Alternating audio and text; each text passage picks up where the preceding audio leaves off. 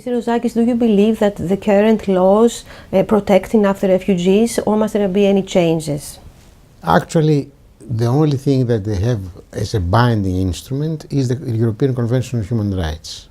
I mean, after all, there is actually many instruments. There is the 1951 Convention on Refugees, but this convention does not provide for legal means.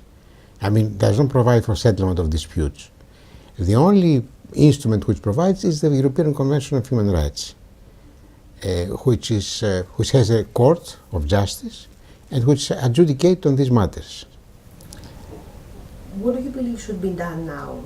We have the millions of refugees coming to Europe. Mm-hmm. The problem is here, and we see that every country deals with that in a different way. Mm-hmm. What can be done to bind them all together? The only thing is the amendment of the 1951 Geneva Convention to include also a settlement of disputes. But I think that this is very improbable because they don't, the states parties to the convention do not really have this tendency. Is it easier to change the Dublin 1, 2, 3, 4? We have many of them, and there is a lot of discussion about if they are working and if they have the right laws in Dublin. It is easier instead. Indeed, I mean, actually, the Dublin regulations can be amended easily, more easy than the Geneva Convention. And but this means that they should actually change some rules of the regulations. For instance, the rule that imposes on states to not to take part of on the on the means of settlement, which is allowed by other states.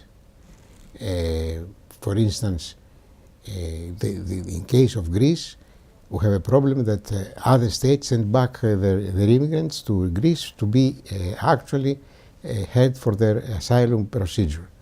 This is something which is condemnable by Greece, and this must be changed.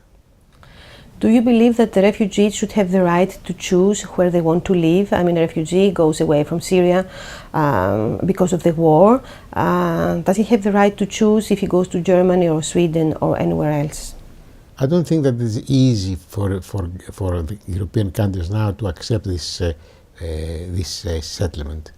I think it is easier if you change the rule which says that if the country of the first entry is the country which examines the asylum procedures. Thank you very much. You're welcome.